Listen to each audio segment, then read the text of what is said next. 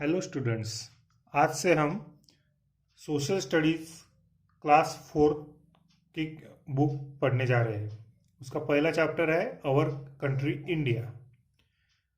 मतलब हमारी country India. सबसे आसान भाषा में हम समझने की कोशिश करते हैं। हिंदी और इंग्लिश का यूज़ करेंगे। तो ये चैप्टर में क्या दिया है हमें? India our country is unique in its physical and cultural diversity. मतलब क्या, जो सांस्कृतिक विविधता है, कल्चरल डाइवर्सिटी मतलब क्या है? कल्चर मतलब संस्कृति और डाइवर्सिटी मतलब विभिन्नता। तो फिजिकल यानी कि जो सब एरिया दिया गया है वो, और कल्चरल डाइवर्सिटी अलग अलग होने के बावजूद भी क्या समानता है, यूनिक। अपनी कंट्री में क्या यूनिक है, अपनी कंट्री क्यों यूनिक है, ये इस चैप्टर में हमें देखना है।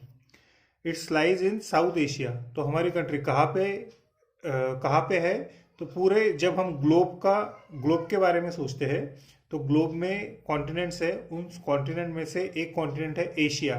वो एशिया कॉन्टिनेंट में भी साउथ साउथ की तरफ अपना कंट्री है। The southern part of India is a peninsular. Southern part of India यानी कि ये अपनी कंट्री है इंडिया, तो इसका साउदर्न पार्ट मतलब ये जो पार्ट है ये पेनिनसुलर है। पेनिनसुला मतलब क्या? A landmass which surrounds by water in three sides. मतलब तीन साइड से अगर पानी है, ऐसा लैंडमास अगर रहता है तो उसे पेनिनसुला कहते हैं। तो इंडिया का जो साउदर्न पार्ट है उसे पेनिनसुला कहते हैं। It has the bay of Bengal in its east. मतलब ईस्ट साइड में, मतलब यहाँ पे इंडिया के ईस्ट साइड में। कभी भी मैप देखते वक्त ऊपर जो होता है वो नॉर्थ होता है, अपने राइट साइड में ईस्ट होता है, वेस्ट साइड में लेफ्ट साइड में वेस्ट होता है, और नीचे की साइड में साउथ होता है। तो क्या बोला है? ईस्ट साइड में बे ऑफ बंगाल है, वेस्ट साइड में अरेबियन सी है, साउदर्न साइड में इंडियन ओशियन है, और नॉर्दर्न साइड में हिमालय है, हिमालयन रेंज है। तो अभी यहाँ पे पढ़ते हैं। It has the bay of Bengal in its east, the Arabian sea in its west, and the Indian ocean in the south. The great Himalayan range form its boundary in the north. मतलब यहाँ पे ग्रेट हिमालयन रेंज नॉर्थ की तरफ की boundary form करती है। The Andaman and Nicobar island in the bay of Bengal and Lakshadweep island in the Arabian sea. यहाँ पे ईस्ट साइड में क्या है? Andaman and Nicobar in bay of Bengal and Lakshadweep in Arabian sea are Indian island. ये इंडियन आइलैंड मतलब इंडिया के ही पार्ट है, और वो आइलैंड है। आइलैंड क्या होता है? कि जिसके चारों तरफ से पानी होता है वो आइलैंड होता है। जिसके तीन तरफ से पानी होता है, लैंड मास के तीन तरफ से पानी मतलब पेनिनसुला, चार तरफ से पानी मतलब island. Kanyakumari is the southern most part of the Indian mainland of India. Mainland मतलब क्या है? कि ये जो अपना इंडियन कंट्री है तो इसका ये मेनलैंड बोलते हैं और ये आइलैंड बोलते हैं। तो मेनलैंड का साउदर्न पार्ट क्या है? तो कन्याकुमारी है। ठीक है, यहाँ तक समझ में आ गया। अभी आगे। Our country is the seventh largest in the world in term of geographical area. मतलब जो एरिया है, जो क्षेत्रफल बोलते हैं हम लोग, वो क्षेत्रफल के हिसाब से अपनी जो कंट्री है वो पूरे वर्ल्ड में सेवंथ लार्जेस्ट है। सेवंथ लार्जेस्ट मतलब इसके पहले 6 कंट्री है और उसके बाद में सेवंथ लार्जेस्ट अपनी कंट्री है। It has been an attraction to the western explorer. ये हमेशा वेस्टर्न एक्सप्लोरर के लिए एक अट्रैक्शन पॉइंट रहा है। वेस्टर्न एक्सप्लोरर मतलब कौन है? जैसे कि हमारे यहाँ ब्रिटिशर्स आए, पुर्तगाल, फ्रेंच, यहाँ से जो भी लोग आते हैं, डच आ गए, तो इन सब के लिए ये एक अट्रैक्शन पॉइंट रहा है। Christopher Columbus an Italian explorer sailed from Spain hoping to find a sea route to India. हमारी जो कंट्री है इंडिया, यहाँ तक कौन आया था सबसे पहले? वेस्टर्न जो एक्सप्लोरर है वो क्रिस्टोफर कोलंबस, वो इटालियन था। और वो कैसे है? नेविगेट करते हुए, सेल्ड फ्रॉम स्पेन मतलब क्या है? नेविगेट करते हुए मतलब जहाज से वो ढूंढते ढूंढते अपने इंडिया तक आया था। He finally landed in the island group of North America and name its West Indies after India. वो ढूंढने तो निकला था इंडिया, मगर कहाँ पे पहुंच गया? अमेरिका के नॉर्दर्न कोस्ट पे पहुंच गया। तो अभी इससे आप थोड़ा इजी कर सकते हैं। इटली यहाँ पे है यूरोप में, यूरोप से वो सेल करते हुए निकला, उसको आना था एक्चुअल इंडिया, मगर वो यहाँ से ये अमेरिका तक पहुंच गया।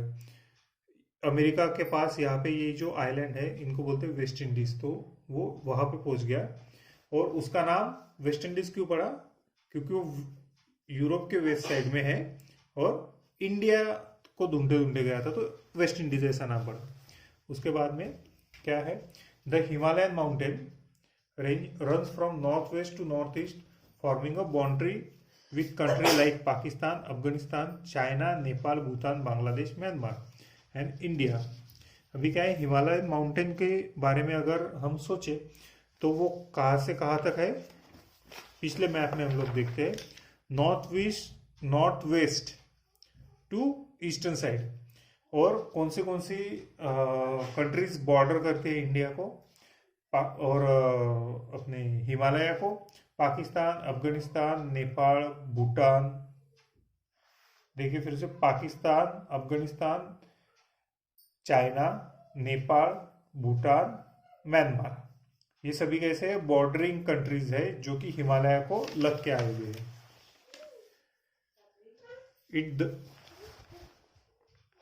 It thus create a distinctive landmass known as the Indian subcontinent।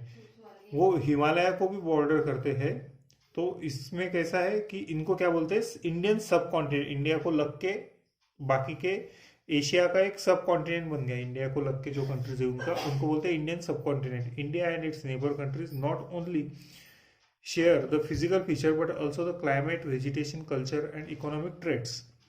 मतलब जो ये आजू बाजू के कंट्री है इंडिया के, वो सिर्फ क्या शेयर नहीं करते, बाउंड्री शेयर नहीं करते, तो फिजिकल फीचर्स भी शेयर करते हैं, क्लाइमेट भी, वेजिटेशन भी, कल्चर भी और इकोनॉमिक ट्रेड्स भी। ये क्या है, ये हम आगे देखेंगे कि ये क्लाइमेट क्या है, वेजिटेशन क्या है, कल्चर क्या है, इकोनॉमिक ट्रेड्स क्या है, ये सब हम आगे देखेंगे। अभी आगे चलते हैं कि लोकेशन क्या है इंडिया का। तो India is located to the north of equator, the longest latitude. Equator क्या है? तो लॉन्गेस्ट लैटिट्यूड है। तो इस लॉन्गेस्ट लैटिट्यूड के नॉर्थ की तरफ, मतलब नॉर्दर्न हेमिस्फीयर, उसके अंदर इंडिया लाइज करता है, मतलब इंडिया वहां पे है located. To the east of the longitude called the prime meridian. मतलब प्राइम मेरिडियन जो है, मतलब 0 डिग्री लॉन्जिट्यूड, जिसको कि प्राइम मेरिडियन बोलते हैं, उसके ईस्ट साइड में है। तो इंडिया कहाँ पे लाइज करता है? दस India lies in the north eastern quarter of the world.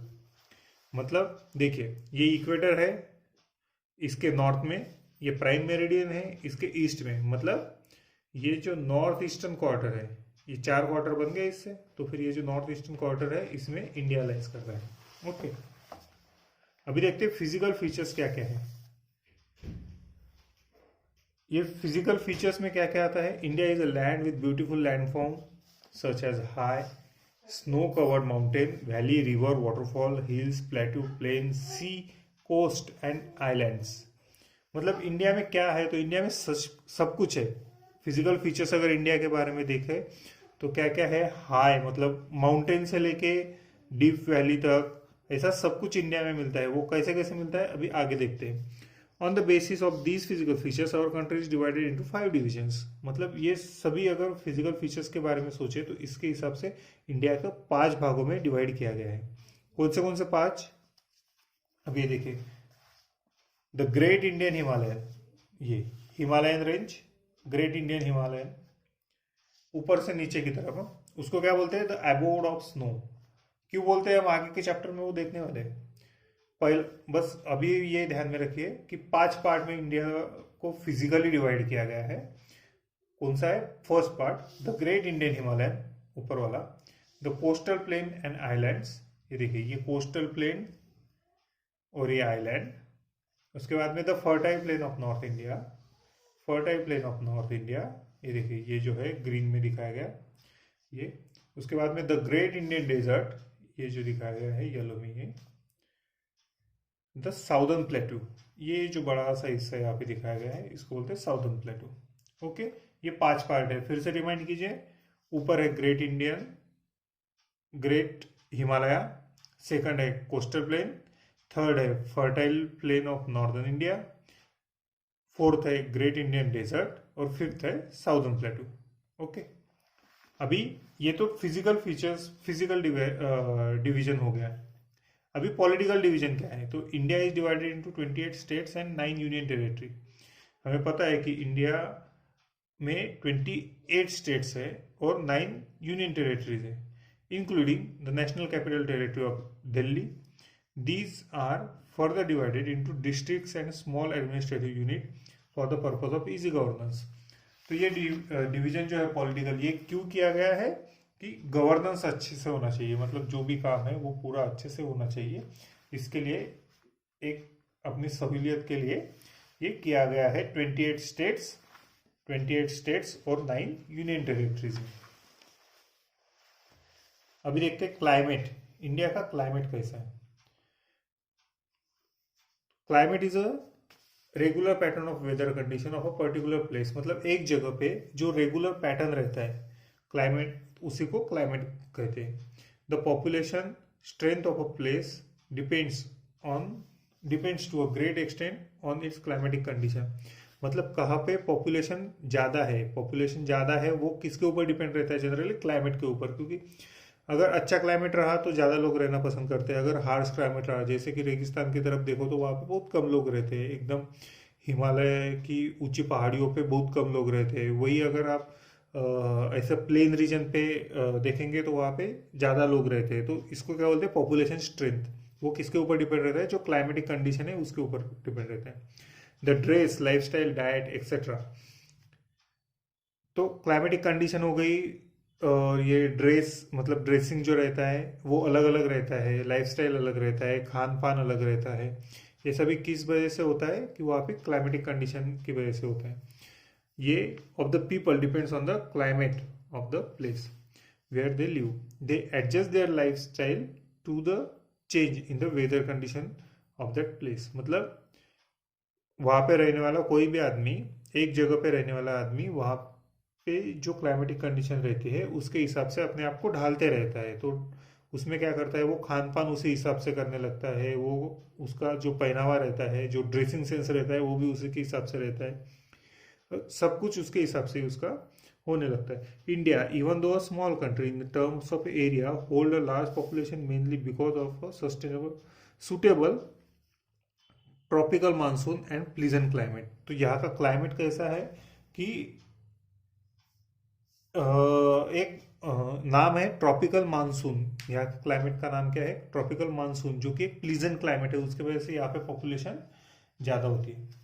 अभी ये होने के बाद क्लाइमेट और लाइफस्टाइल यहाँ फोटो में भी दिखाया गया है, ये रेगिस्तान का हिस्सा दिखाया गया है। उसके बाद में ये हिमालयन माउंटेन में रहने वाले लोगों का दिखाया गया है। यहाँ पे रेन मतलब बरसात ज़्यादा होती है, वहाँ का हिस्सा है। यहाँ पे बीचेस में रहने वाले लोग दिखाए गए हैं, ऐसा अलग अलग दिखाया गया है। अभी इसके बाद में आता है सीजन्स इन इंडिया। तो ये सीजन्स इन इंडिया, ये टॉपिक हम अगले वीडियो में कैप्चर करेंगे। ठीक है, आपको ये वीडियो कैसा लगा ये आप जरूर कमेंट बॉक्स में लिखिए, और आपके अगर कुछ भी डाउट रहे तो प्लीज़ हमें कमेंट कीजिए। वीडियो अच्छा लगे तो लाइक कीजिए और ज़्यादा से ज़्यादा शेयर कीजिए। Thank you.